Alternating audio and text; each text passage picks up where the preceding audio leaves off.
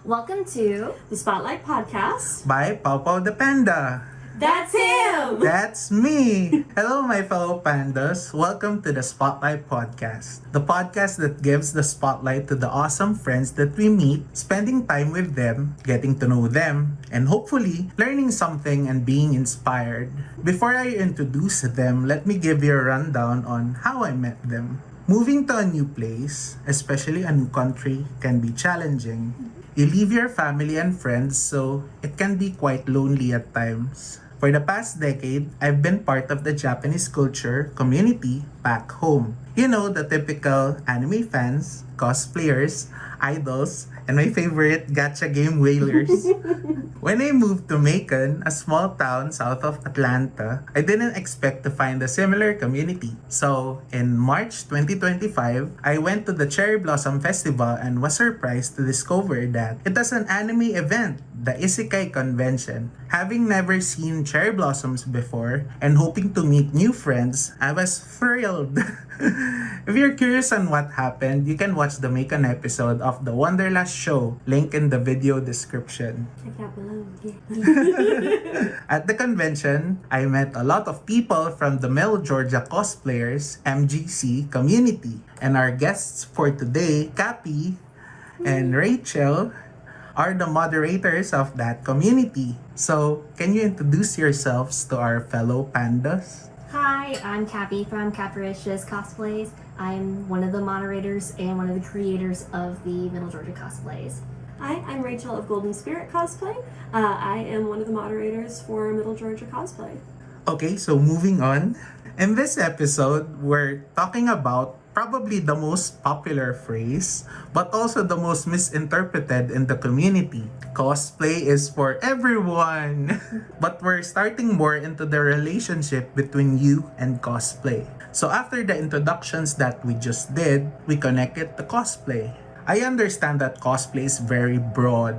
It can be from Japanese anime, American cartoons, superheroes, or even game characters. I remember when I was a kid, I've always liked Kagome from Inuyasha and Doraemon. So fast forward to 2015, I like the idea that I can have a selfie and some interaction with the real person who dresses and acts like my favorite anime character. So in your case, what attracted you to the hobby of cosplaying? So actually, my story is a little funny because my very first convention that I went to, I thought that the dress code was cosplay. Like, you could not get in unless you cosplay, which is not the truth. You can go dressed as your normal self. But I was like, okay, well, we got to throw together a costume as soon as possible. And this was back in 2011, where it's not as common to be able to find costumes online. Amazon certainly did not have Liz Thompson from Soul Eater. It was not a thing. So I had to recruit some friends to teach me how to sew, and I was able to make Liz Thompson from Soul Eater. So yeah. My situation was kind of similar, actually. I went to my first convention was Moa Chan in 2009. This is back when it was still on the Georgia Tech campus, and it was, I think, free for that year. But I had no clue what to wear or how to dress, and so I guess this is what you call a closet cosplay now, is throwing things together that you have in your costume or in your closet to make a costume. I went as Amu from Shugo Chara, but I didn't have a wig because wigs were so hard to find. I had my natural hair too. Yeah, so it was natural hair with a big red X on it, and shirt, plaid skirt. I think I found a pair of boots and they had plaid already on it, so I kind of lucked out on that one. Yeah. So I just kind of put all that together and was like, I think I'm Amu enough, and that was my introduction to cosplaying. Man, 2009, that was like more than a century ago. Yeah. Oh no, decade. Not century. We're old, we're not that old.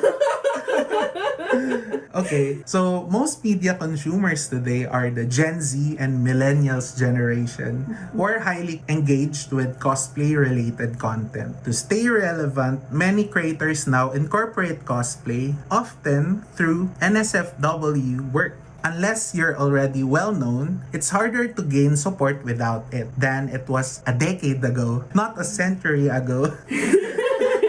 this shift feels very different from how we first got into cosplay. So I'm curious, do you support this? Do you want to start? You go. Okay. Sorry.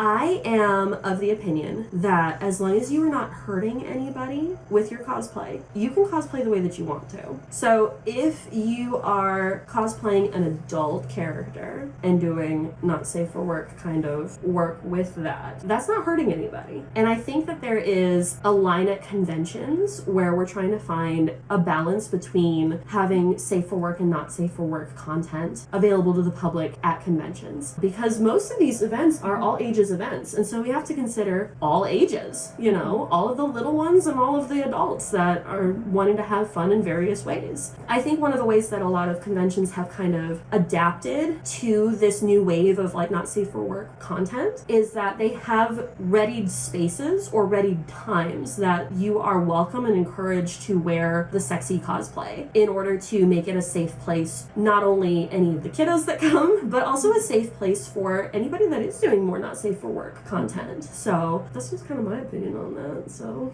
I'm sort of on that road as well, or as far as the opinion goes, because there's always going to be a genre of cosplay in certain parts, and you know, not safe for work is definitely one of them. And conventions now are, like you said, they're trying to put a safe boundary around for it, such as you're safer to wear it later in the evening, of course, when the kiddos have gone home, things like that. The other part too is, I guess, parents themselves need to watch their children. That's the other part.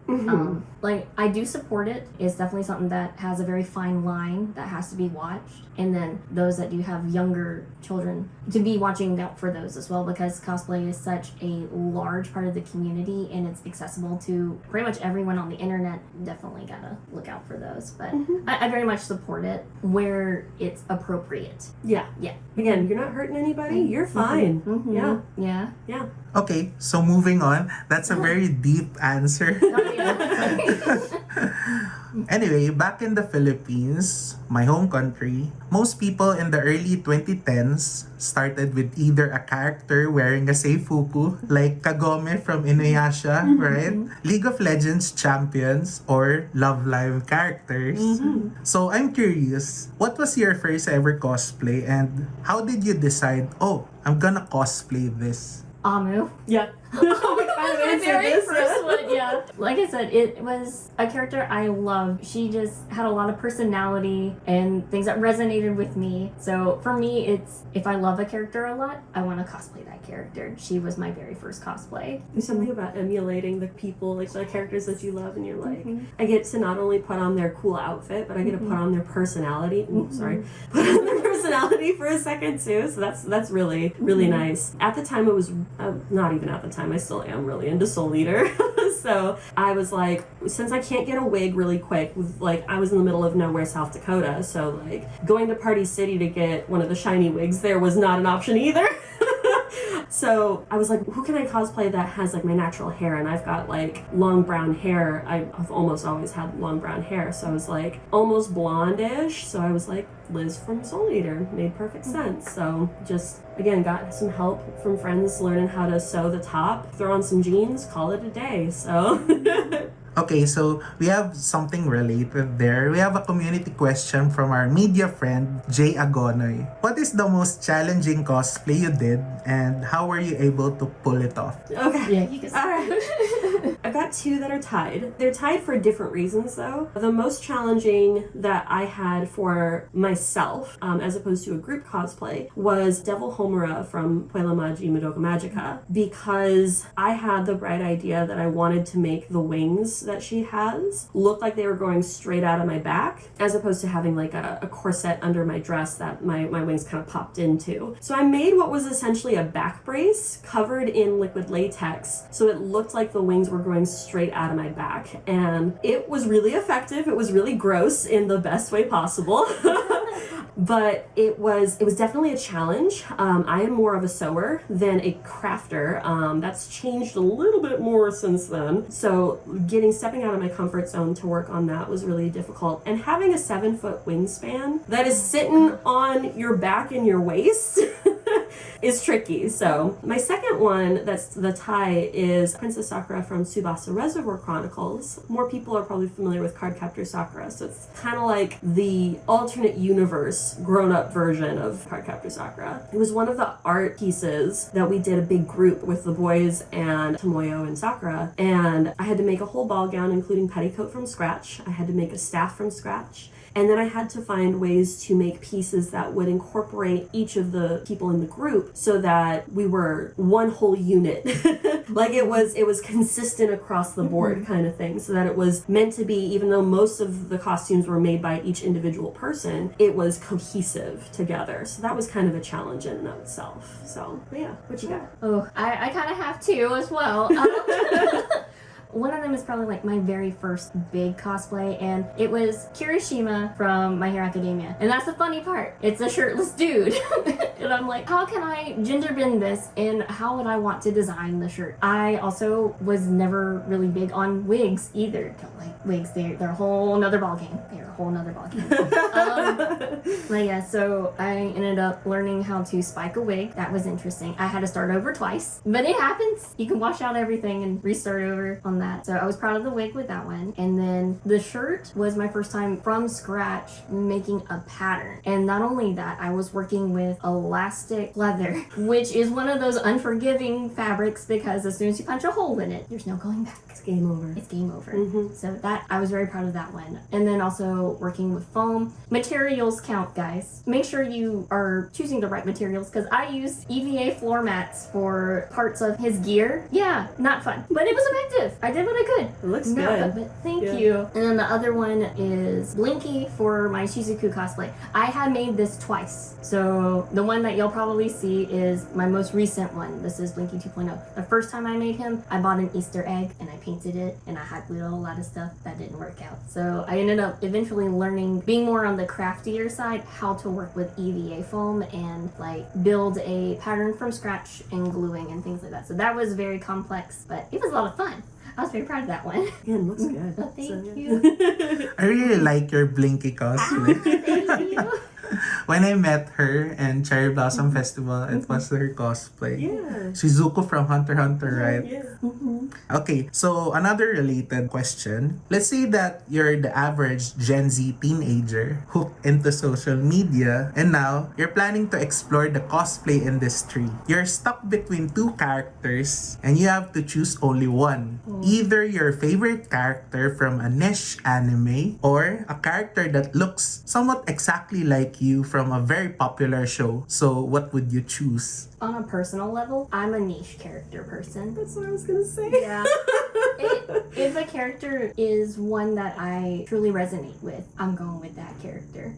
All the way. I think it does depend on what your goal is. If your goal is to be like, I'm trying to get the most reach as possible, like my goal is to be a content creator that does cosplay, I think the popular route is the way that logically makes sense. But if you're like a hobbyist and you're like, I'm doing what I love, I think the niche is the way to go. I especially cosplay a lot of different anime and games that people are like, what's that? Or it's like so old that nobody remembers it anymore. So like, I definitely am like, I will go with the niche character every single time. But again, if your goal is to be like, I really need that reach right now, then I think the popular is the way to go. So it really depends on Which route you want to go. Yeah.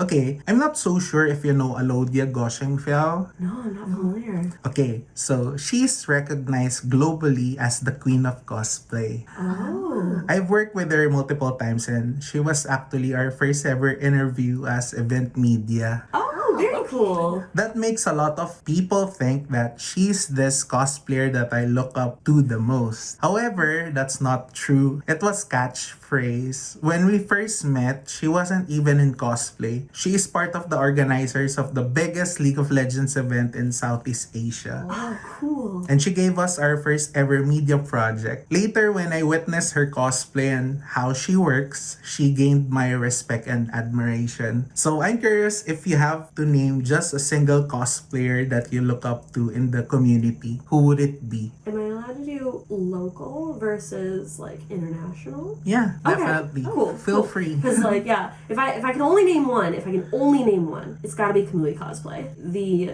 encouragement, humor, and knowledge that she brings to the table when it comes to the cosplay community is incredible. And any time that she has, any of the few times that she has ever been under scrutiny, she has handled it with very much grace, right? Like following K-pop Demon Hunters, I know she tried to come up with a pattern for the hats. They're traditional Korean hats, and got some backlash for that. And she was like, I'm gonna educate myself. I'm gonna go back. I apologize for anybody that I've hurt. And again, as long as you're not hurting people, you're doing cosplay right. So I definitely Kamui Cosplay. If I had to pick somebody more local that I had to pick, it would be, it's actually a duo, so I'm sorry. I'm cheating a little bit. But Wig Cosplay, they're from more of like the Midwest area where I'm originally from. And they have been the biggest like inspiration for me on a more local level. That has really pushed me to do more contests, to do the judging that I get to do. Like, I would not be here doing this right now if it weren't for their support. So, and just they do amazing work, and they're such good advocates in the community. So, yeah, check them out. You already took one of mine. I'm sorry.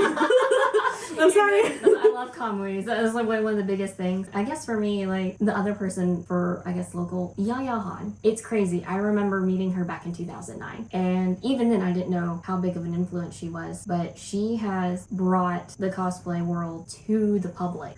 Like, she was one of those big pushes of that particular, thing. Because nobody would think cosplay was a thing. It would have been considered niche, but now it's mainstream. Yeah, like with all of her work and like her commitment to it, like all the things that she's made, and she's such a big support for the community too. She's one of my inspirations. Yeah. Besides, of course, Kamui, but yeah.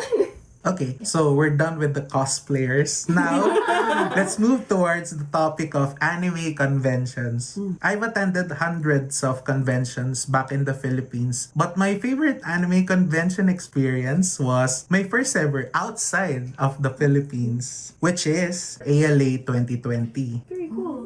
I just randomly submitted the media proposal and I was given press credentials. I went to all 4 days and it was the best convention experience I've ever experienced. Having experienced the overcrowded conventions in the Philippines where you had to line up for an average of 2 to 3 hours just to get inside. Thus, the preliminary reason why we did media work, wink wink. I witnessed organized photo shoot meetups, the ribbon system, badge mailing system, and everyone is so friendly and warm. So, in your case, what is the most epic cosplay convention weekend story you've experienced? You brought us tough questions. I've gone to NakaCon out in Kansas City multiple times. It's been my favorite. Over the years, they've kind of blended together, so I can't remember the exact year that it would be, but they brought in Nobuo Uematsu, who is the composer for the Final Fantasy games, and they brought in this musical guest from Japan, Blue Cheese, who I've never heard of before, but I happened to sit in on one of their panels, and they were like playing music like off the cuff. They were like, tell us an anime opening and we'll play it for you. And one of them was like, had worked with Nobuo Uematsu previously, and she was cosplaying from Final Fantasy at the time, and she was like, oh my gosh, I love your cosplay. And she was just super nice, and she was like, are you coming to our meet and greet later, like right after this panel? So we went, and they were so incredibly nice. They were like, can we get a picture with you? Rather than just, can I get a picture with them? They were like, can we get a picture with you? And that, I've never had a guest do that before, and I haven't had a guest do that since, and that felt just really special. I was really excited about the Nobuo Uematsu situation, but like my weekend was made by Blue Cheese. That's cool. Yeah. Plus like their cosplay contest, run beautifully. So I entered the cosplay contest. I don't think I won that year that Nobuo Uematsu was there, but you win some, you lose some. So, but it was wonderful stuff. The fact that Nobuo Uematsu was there, you already won. Right? Like, right. Yeah. So this is a real hard question for me because like I've been to a lot of small local things, and then of course going to big conventions. It is a big difference. And then of course having history of going to MomoCon since it was in 2009, small little college convention, and seeing it grow. That's probably my favorite one. Now what year is my favorite year? That's a hard question because I just enjoy every year I go. Like seeing the people that I meet and things like that. But actually I take it back. AWA, the year that they had, oh my gosh, it was a music group. They are now leaving my brain. But it was their last year of having a tour or just going out. Yeah, and I got to see them live. That has to be so special. It was so, and I was like up there in the front, like crying my eyes out, listening to it. It was awesome. Yeah. Far East Mannequin Movement. Far East Mannequin Movement. Yes. Okay, I'm checking them out after this. They're great. They're awesome. Yeah. By the way, all of the groups and awesome cosplayers that you're mentioning, we're going to link them down in the description. Yay! So Shout outs. Yay! everyone can check them out. Yeah. Something related. We have a community question from our idol friend, Chaeri Ichigo of iDreamin' and Hello Project. This is 3 questions, by the way. Ooh, okay. Okay. Ready. How often are the conventions there? What are the biggest anime conventions in the US? And do you travel to another state if there is an anime convention? So how often? Honestly, if you look at, especially because the United States is so big, It's very vast. you could probably find an anime convention of any variety of sizes every weekend, depending on where you're looking. Like, if you're looking across the whole United States, like, there's gotta be one every weekend. Definitely every unquestionably. month. Yeah, There's certainly something on every month. I think that's the beauty of like how cosplay and like anime have become so mainstream, is that now you don't have to wait like a whole season for the next convention. You can be like, all right, it's next month, I'm ready to go. I feel so out of the loop on the biggest ones though, because originally I'm from the Midwest, so like we don't have very big conventions in the Midwest other than maybe C2E2 in the Chicagoland area, if I'm remembering correctly. I know for the Southeast area, I think Dragon Con might be as far as like how many people come to it. And it's held between like 5 hotels. That's the largest one that I've personally gone to. I don't know if it is considered the largest one in Southeast. It could be because it's that big. And then I'm just going to take a guess that maybe any of the ones out in Cali are probably one of the largest ones. Probably, yeah. Yeah, in the States in general. Yeah. I would say Holiday Matsuri is probably also a huge one here in the Southeast. Oh, yeah. Yeah, because we get Yeah. people, because it's part of the international cosplay competition circuit, so you get people that come from all over the country to come compete there. I don't know if it's bigger than MomoCon or not, because I've just heard so many people that come from out of state to come to Holiday Matsuri, so that might be up there. It might be up there. Yeah. Yeah. And then the last question was, do you travel to another state? I had to. Because again, I'm from like South Dakota, and you had to drive 6 hours in order to get to the local for South Dakota convention, and that was only held, of course, once a year for anything in South Dakota. And then you had to go out of state in order to go to anything else because there were just so few events. I've driven as far as 6 hours down to NakaCon. So I don't have a problem with traveling. I've never flown for a convention though. I'm a little intimidated to do that. That sounds like a nightmare. I've never flown to one. I've driven to one. I've been to one in Alabama, and I've been to one in Florida. What's the farthest that you've driven? I think the one in Florida, because it was in Tampa. Ooh, and that and one's that's pretty like far. 6 hours? 6 hours? Probably about 8 hours. Oh no, yeah. Tampa, yeah. Tampa I'm sorry, is pretty yeah. far. Yeah. Yeah, it's worth it though. It's worth it. Yeah, MetroCon was fun. That one was a really nice one.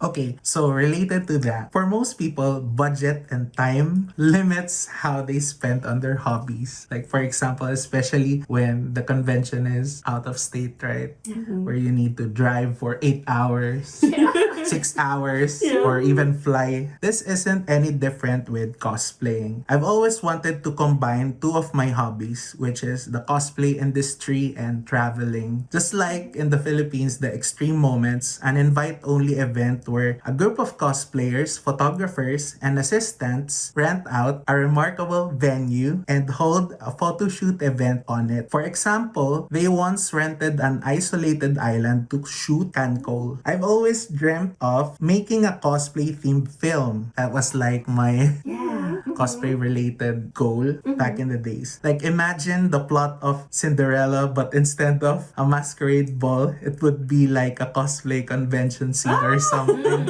Anyway, so in your case, if budget and time weren't an issue, what would be your ultimate cosplay project? I have had this in the back of my mind for the longest time that I really want to do someday. Not even just like a cosplay that I would make for me, but I'm a big fan of the artist Mariana's Trench, and they have a song called Masterpiece Theater 3 that has like, it takes you on a journey musically. And I thought it would be really cool to do like a cinematic cosplay music video where we get a bunch of local cosplayers that are from various fandoms and be able to put together this cool just like music video that goes with it and kind of follows what little story there is of Masterpiece Theater, but really follow the story of the different fandoms that are being represented. And I think that would be the coolest thing. The videographers are expensive and hard to come by. Yes.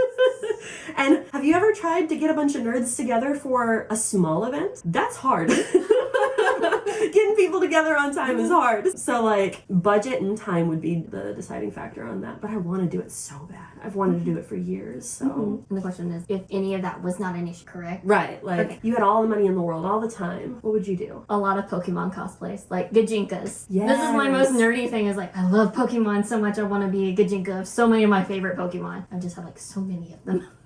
That would be really fun to put together a video of too, where you've got like a collection, like you go through all 151 of the original Pokemon, and it's just Cappi and But not just that, it's fun to have with friends too. I mean with That would friends be the other too, thing. but Yeah. like a nice little showcase of like, look at all my little Pokemon Pokemon. cosplays. I'm such a nerd. I love that though. It's like, not only did I catch them all, I'm wearing them too. Yeah. That's so good. Okay, can't you believe that's only the shallow part of this podcast? Because before diving to the topic, we'll be having a mini game, Spotlight Podcast signature. We never had a single episode without this one. For this episode, our mini game is this or that. Basically, I'll give you a scenario with two options and you just have to choose either A or B. It's the other side. Please keep that in. But here's the thing. After you choose between A or B, you need to explain why you chose your answer. Okay. It can be a long explanation or a simple one. It's totally up to you. Now, are you ready? Ready. Okay, so the story begins. Cappi and Rachel was invited to an anime convention in New York City on December. They've just arrived in Atlanta airport, but the heater are having issues. With the limited budget, you only have money to buy either a jacket or a jogging pants. So what would you buy against the cold? A jacket, but you had to pair it with your short skirt, or B, a jogging pants, but you had to wear your sleeveless shirt. I'm picking A. Why? Oh wait, A. I can't see. My upper torso gets cold really easy, so I get a jacket. I can be fine, like wearing a skirt, that's fine. But yeah, a jacket, I need that. I agree. I'm definitely of the opinion that like my leggies can be cold and I will survive, but if my arms are cold, I will die. The other part is I feel like a lot of times, unless the top is very unique, I find the skirts are usually going to be the more like eye-catching or like iconic. Like look at like the Love Live skirts. Like the skirts are the parts that are the more iconic compared to the tops. And so like if I'm having to compromise the look of my cosplay with something, I'm compromising the top. You know what I mean? Because it'd still be like, that's clearly Umi from Love Live, like even if she's covered up, you know? So Okay, awesome. Somewhat, Cappi and Rachel survived waiting in the cold airport and managed to catch their flight to New York City. Yay! The temperature is regulated inside the aircraft, so it's not longer an issue. Since there are lots of empty seats in the aircraft, the flight attendant offered you the option to upgrade to business class for just $50. But this $50 is supposed to be your allocated funds for your Uber ride going to the hotel. So what would you choose? A business class upgrade, but you have to take the subway? Or B, you stay in economy class, but you take an Uber to the hotel? B. Like how we were the same mind, yeah. Gotta save my money. Yeah. I have taken the train before in cosplay. I don't know, are we in cosplay at this point or no? Is that No, just we're your not. casual. Okay. I still don't like trains. I appreciate what they do, but like I would prefer an Uber, thank you. Is that where you're sitting too? You're like I don't mind Subway, but I'd rather just go ahead and take an Uber. So yeah.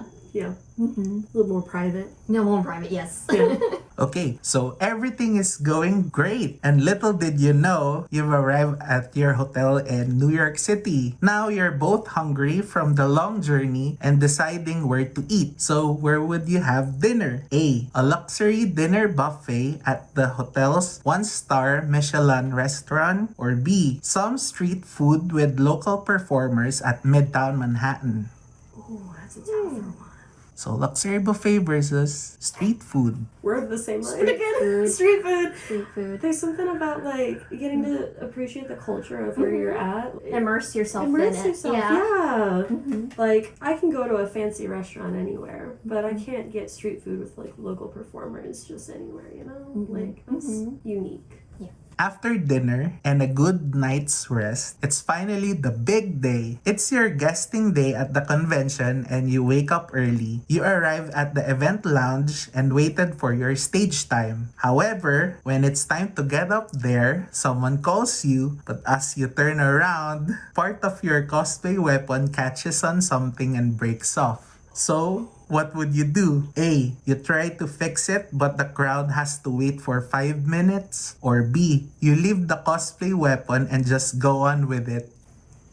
The show must go on. The show must go on, The show must go absolutely. on. I can fix it later, that's not Yeah. a big deal. Like, people will understand, but I think if you leave people waiting, they're gonna be like, what the heck? Even with that minor issue with the stage performance, the crowd absolutely loved it.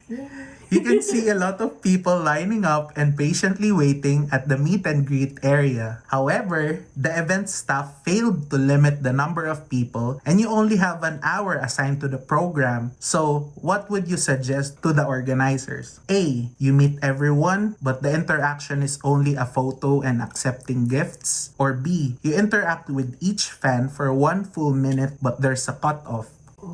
I'm gonna go with B. Oh, we're not the same on this one. Interesting. I want to know your reasoning. I am a bit of an introvert, though I love interacting with people. It is a lot of energy for me to do a lot of one-on-one. So you can still get the experience of seeing somebody and having something to remember by getting a photo with them in like a very brief interaction. Because I do want everybody that is there to be able to have at least small experience. But cutting off people at the end and also my own battery Yeah, with each person, it's a lot on me myself too. So that's fair. mm-hmm. This is a really tough one because I almost did that too. But then I know myself and I know I will go over the time limit that we put on each person. So I know eventually it's going to be, all right, we had to cut the line anyway because I know me. I think the other part is there's always going to be another event, you know, like even if we're like, this is the one time that we can go to New York, there's always, I answer my DMs. Like, you know what I mean? Like there's other means of like being able to have kind of that one-on-one experience with me. And I value that quality time with people. You know, the connections that you make with people are really important to me. So even if fortunately I have to be like, I'm so sorry, catch me later though, I will absolutely give you some quality time. Like that's kind of what I'm thinking.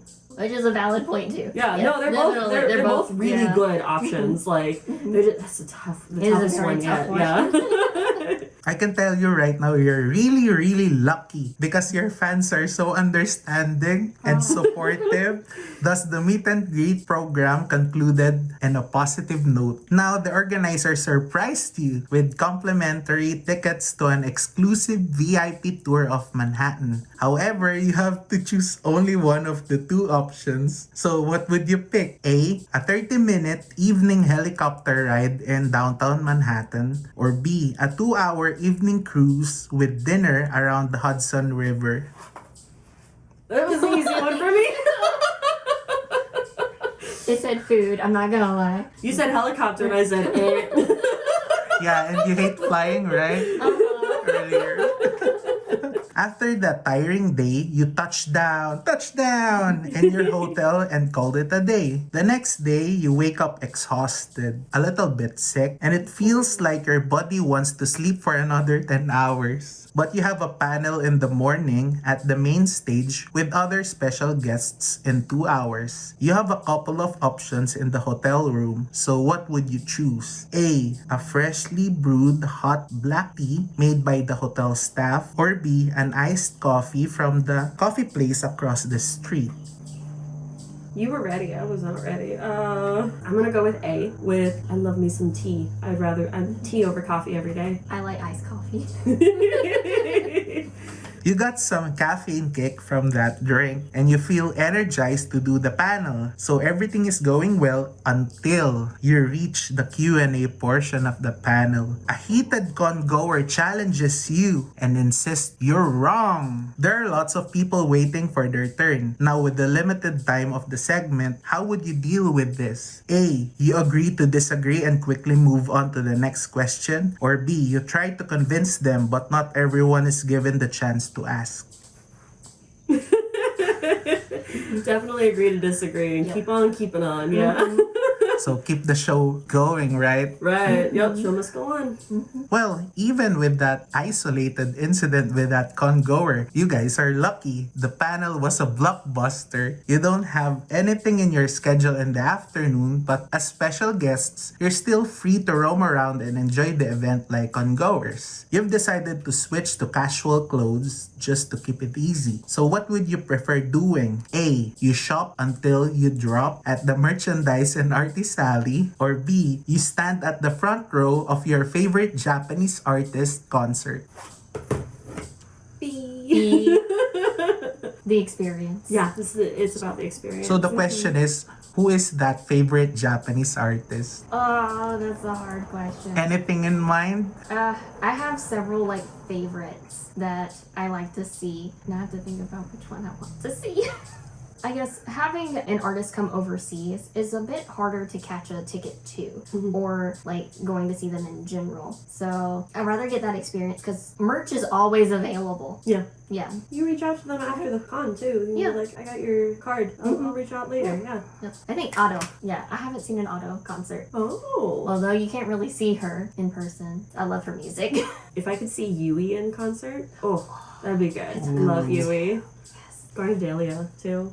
That'd be a good option too. Yeah. Yeah, they'd be fun. Now, it's your last night in New York City and the organizers are inviting you to an after party with other special guests. However, some of your followers organized a community dinner and your moderators and staff are suggesting to surprise them. So what would you do? A. You attend the after party but send a video message to the community? Or B. You surprise your followers but lose the opportunity for potential collabs? I'm sorry. This is such a hard one. Secret third option. You show up for part of the party and then show up for the other part of the other party. No. No, if there's only A, B. Dang. I told you there are trade-offs. There are trade-offs, Trade-offs, yeah. yeah. I'm going with B too. Yeah. Again, that quality. Yeah. There's something about like if my favorite cosplayer were to show up at community dinner with where I happen to be, I'd be like, oh my gosh, this is amazing. This is the coolest thing. So you might not be able to have like the dinner and like the one-on-one time with your special guests, but like if you get the opportunity to guest again at other, even if it's other places, you're a lot of times in that same circuit. I guess. There's gonna be other opportunities, but there's something special about being able to make other people's day special. Like, Yeah, just knowing that someone's been inspired, encouraged, having more knowledge, and the influence that you have helping other people, getting interested in something. It's an awesome feeling to also share with them as they're also growing too from the knowledge they've learned from you, like as the person that they're inspired by. That'd be really cool. Oh man. No, I want to do that. Like I haven't had that opportunity before where I've been able to surprise people, but now I want to do that. I never thought of that as an option. Now I want to do that.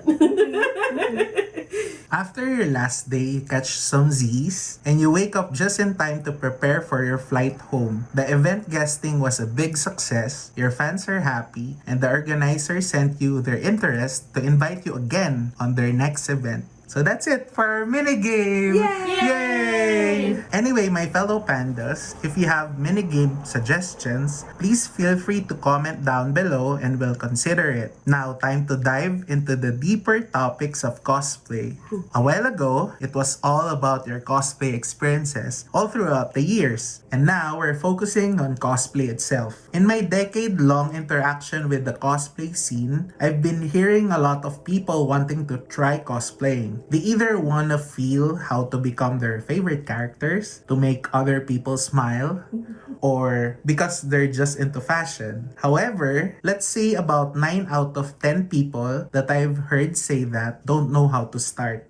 Sometimes they're shy or even afraid of being judged. So, for you, what should new cosplayers do and look for when they're starting out? For me, if you're wanting to get into it, I'd say start small. Always start small. Don't go big immediately, because it is a learning process when you start to learn new skills or just finding things that work for you. Because some people would say, I want to sew this, and they choose a really big project. It's not that fun anymore because you haven't, I guess, learned how the process works.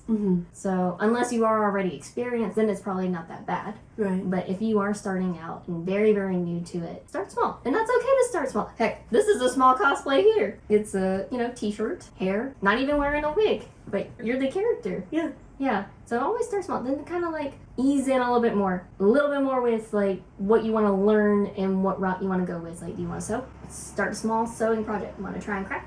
Do a small crafting project. And those little accomplishments will become big victories when you start getting more into it. Yeah, there's nothing more demoralizing than getting started on a big project and being I have no idea what I'm doing and everything's falling apart and then I'm just gonna quit. And that's not what you want. I would say the hardest thing about getting started in cosplay is honestly getting over the fear of what other people think of you. You can come in with no experience, lots of experience, either way, having all the money in the world to buy whatever you want to wear. But if you feel uncomfortable because you're afraid of what other people think of you, that is a huge barrier of entry to cosplay. And I used to be very introverted. I was so shy. And cosplay changed my life. The confidence that it gave me and the opportunities that it gave me, just life-changing. And my husband mentions it a couple of different times where he's like, you always amaze me that sometimes you care what people think, obviously. I think that's human nature. But you do it anyway,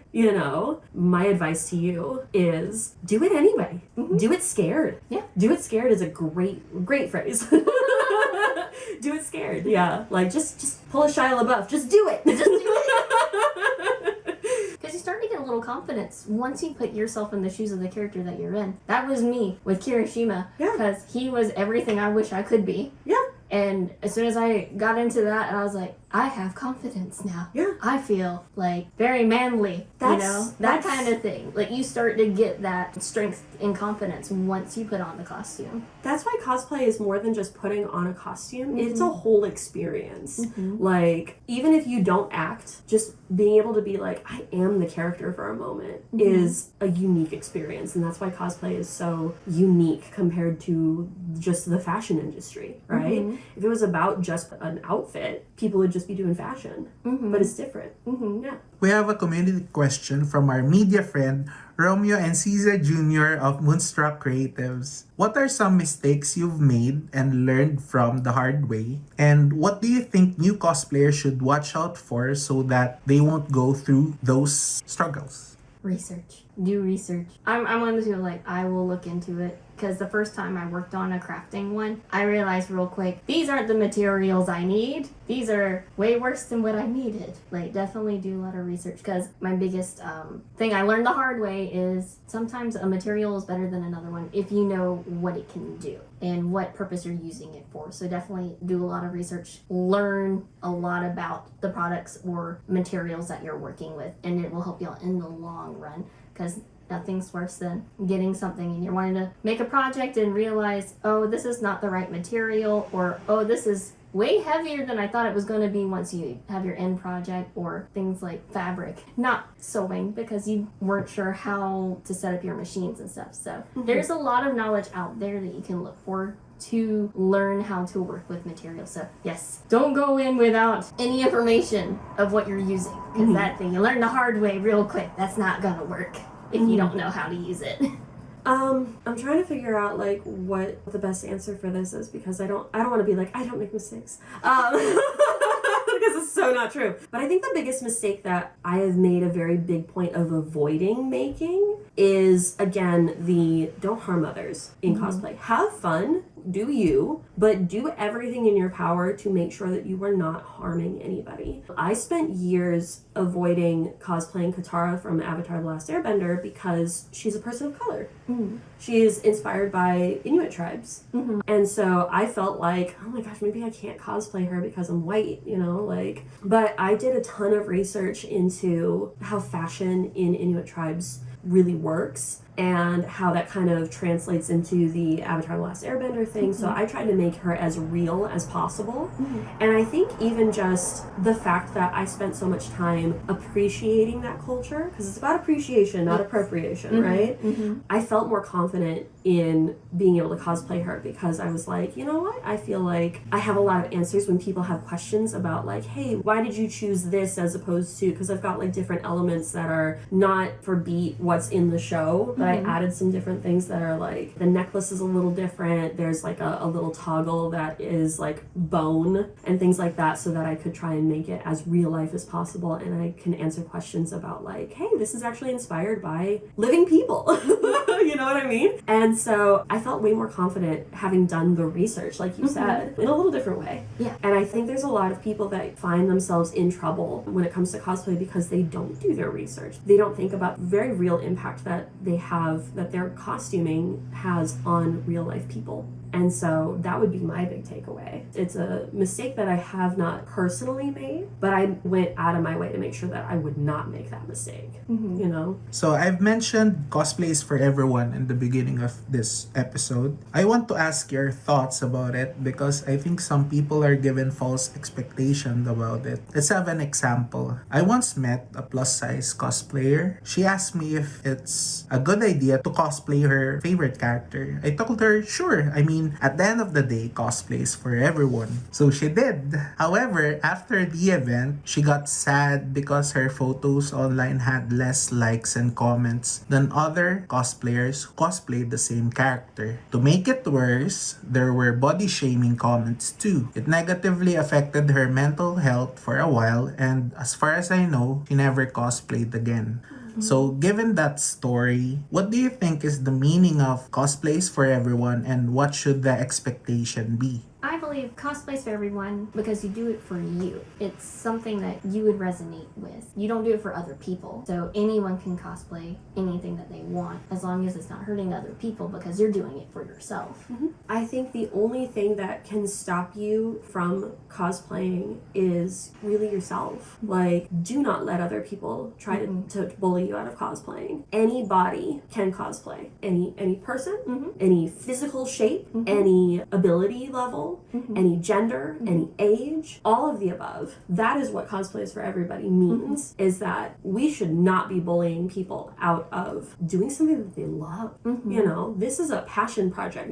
Very few people get paid to do this. Yeah. You know, most people are shelling out a lot of money. It's an expensive hobby.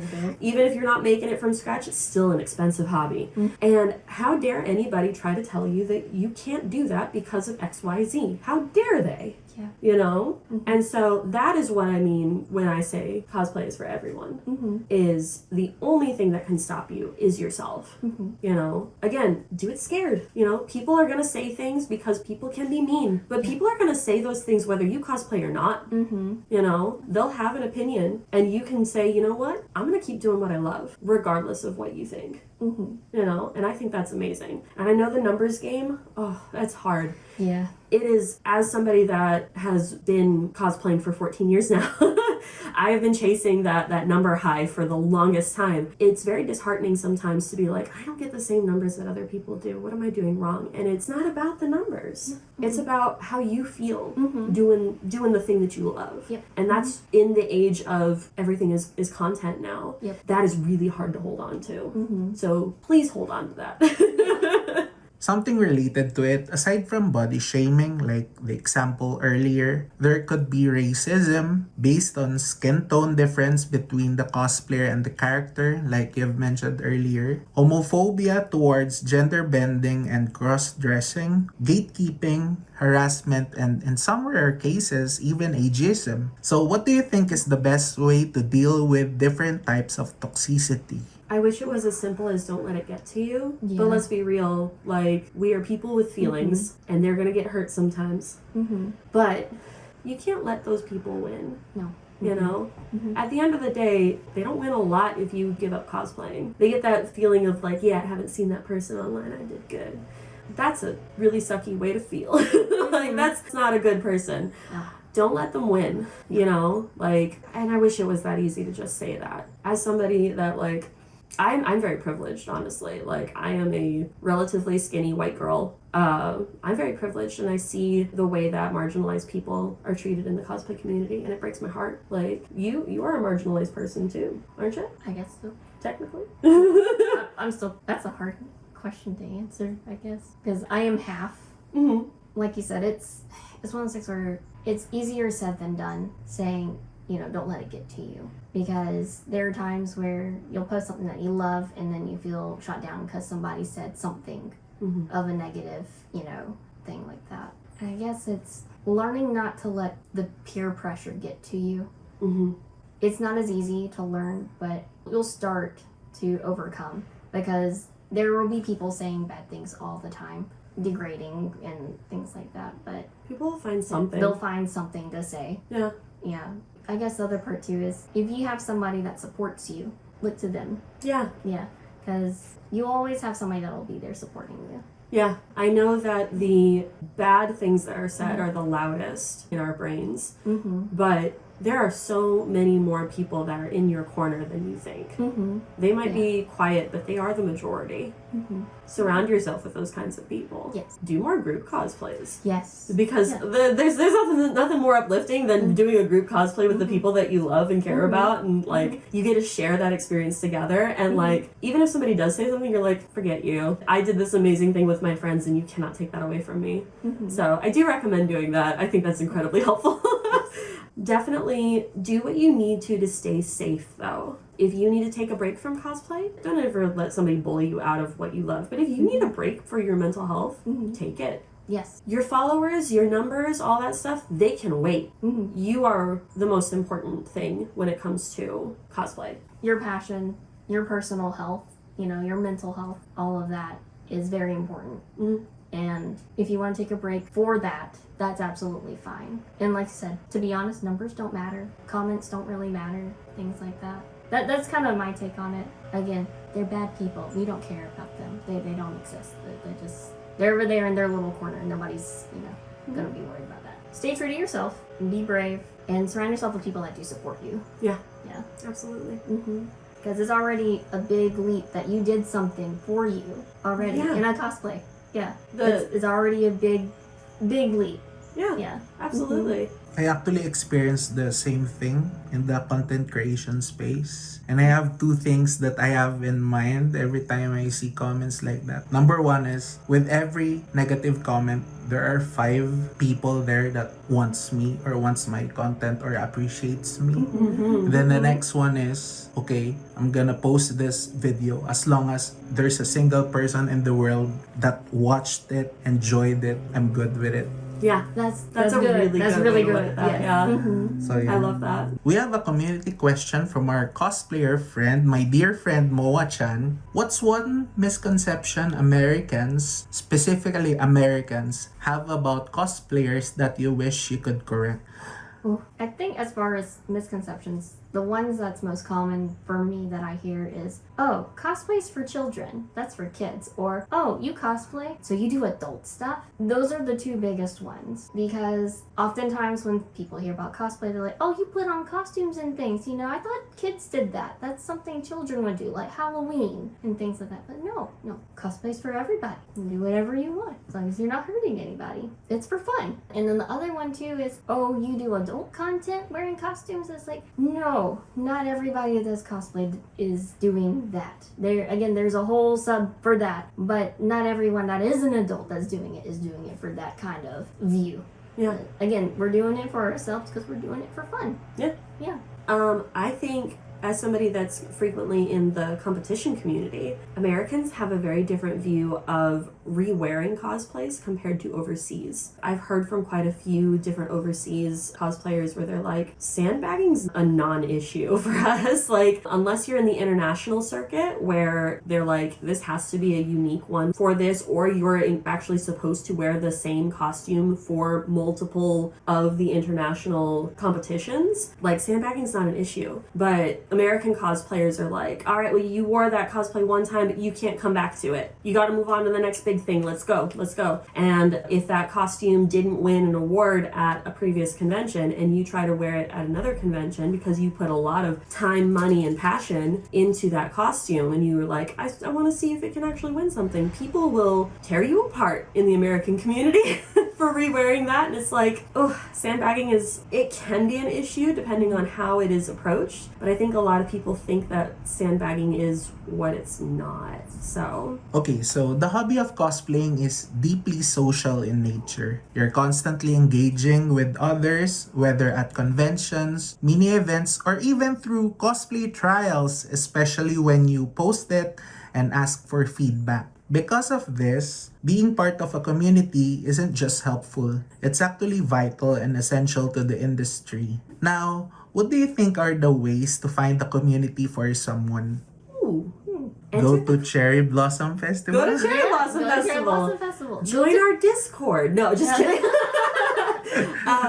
Honestly, join the cosplay contest. Like, oh, that's a good one. I have made so many close friends through competing that I don't think I would have had the same kinds of interactions, because you're in a room, you're stuck in the green room forever, like most of Saturday, with the best cosplayers at the convention, and they're all hyped for you just as much as they're hyped for themselves.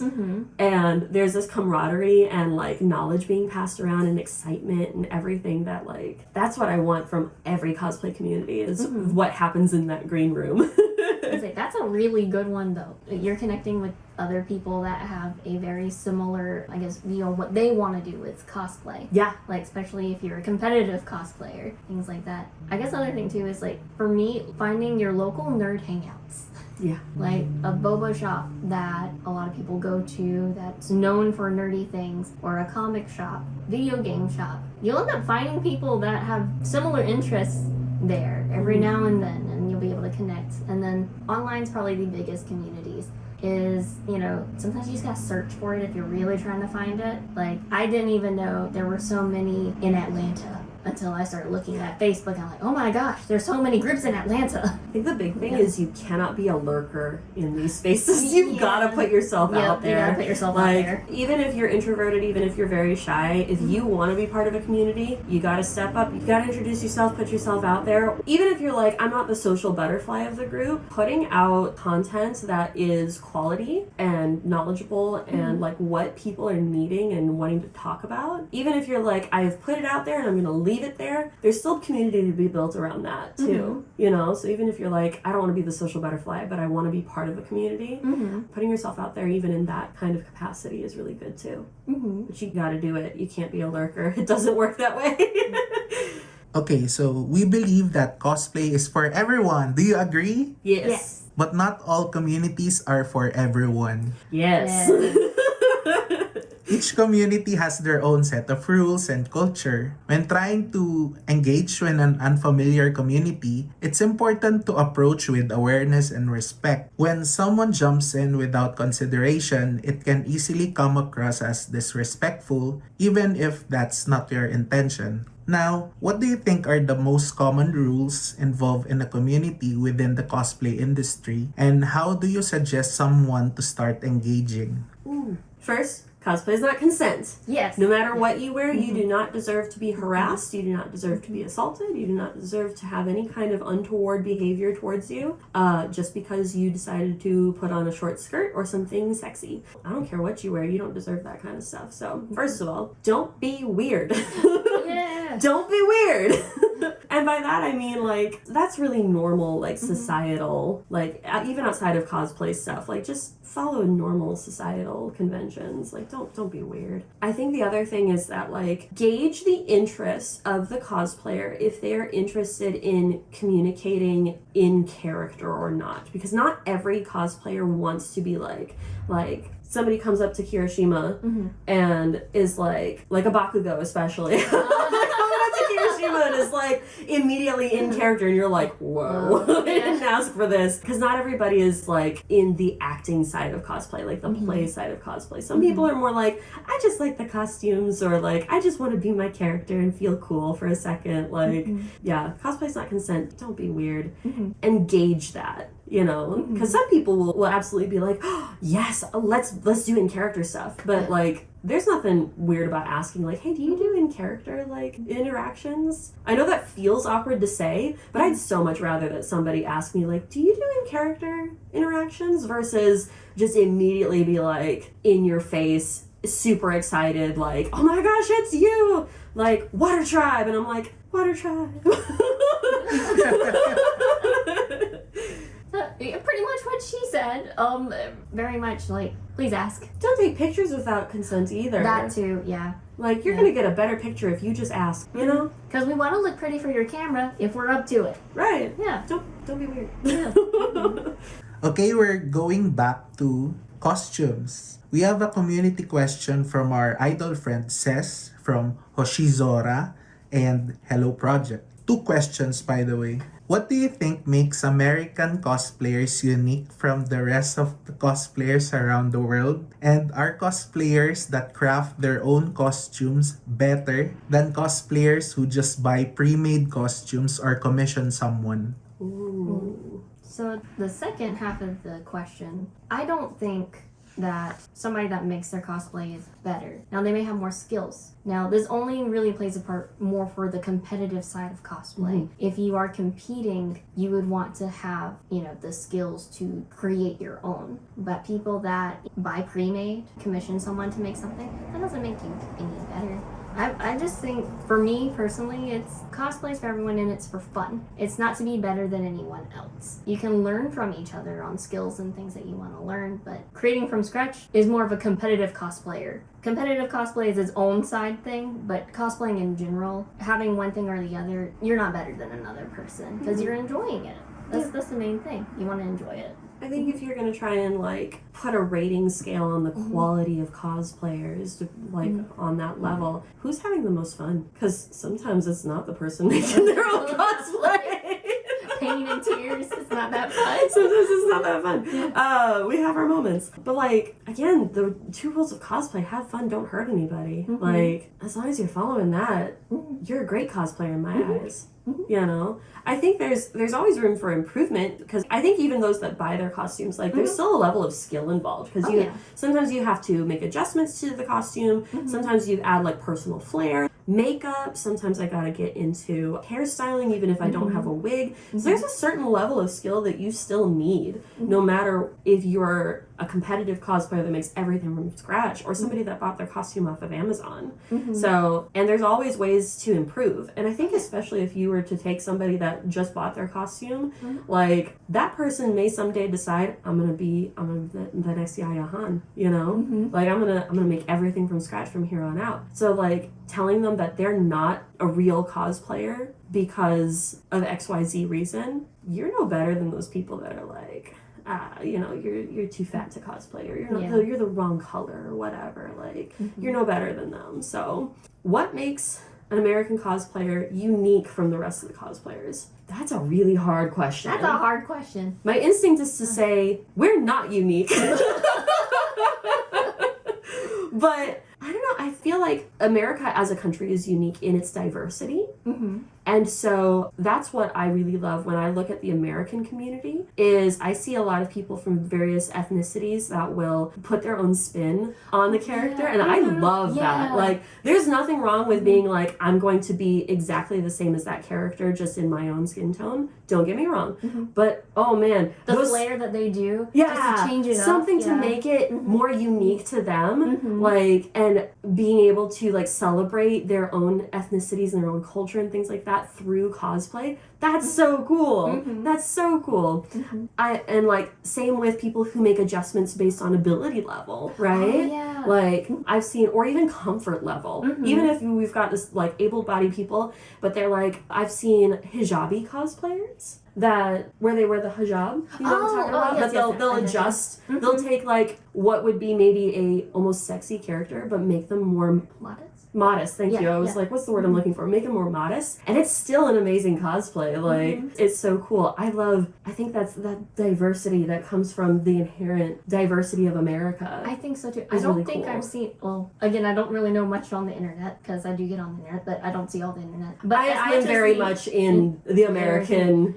I don't see as much of the international community, so that it's. But as far as like the American community of cosplay, I have seen a lot of mashups and different alternate versions of things that they have done to make it themselves. Like American cartoons, that's a good one. Yeah. You can Sailor Moonify a American cartoon, and that's one of those American things I was like, I would have never thought of that. What little I do know or have seen of like the international cosplay scene, and I could be wrong, but I see a lot of people that are like, their focus is a lot on accuracy. Oh yeah. Versus in America, I do see again that mashup The or mashups. that change, right? I think that's really cool. I also think it's really cool when people are like, I'm gonna be as accurate as possible too. So there's nothing wrong with either route. But I have noticed what little I've seen of the international community. They're very much like, I'm going to be the live action version of this character versus like Americans tend to be a little bit more like, how do I bend this character to my will? Exactly. So yeah. And again, I could be wrong, but that's what little I've seen. Yeah. We'll be having another mini game called Fast Talk. Basically, it's quite similar to our previous mini game, This or That, but this time I'll be giving you two options without any scenario, and you just had to choose one. Since it is Fast Talk, there's no need to explain why you chose it. It's gonna be very fast. Okay. So I hope you're ready. A. Win $1 billion from the lottery. Or B. Earn $1 per second doing nothing. Oh, we guys did the same. Okay, next. A. Your dream job with low pay. Or B. A boring job with high pay. Yeah. Free gasoline and electricity forever. Or B. Free first class flights forever. Oh. A. See the future. Or B. Change the past. A. Tentatively. It's gonna be Back to the Future. Okay, A. Communicate with animals. Or B. Read people's minds. I'm gonna go with A. I feel like animals are more. A. Power of invisibility. Or B. Teleportation. Mm. Yeah, I'm going anywhere I like.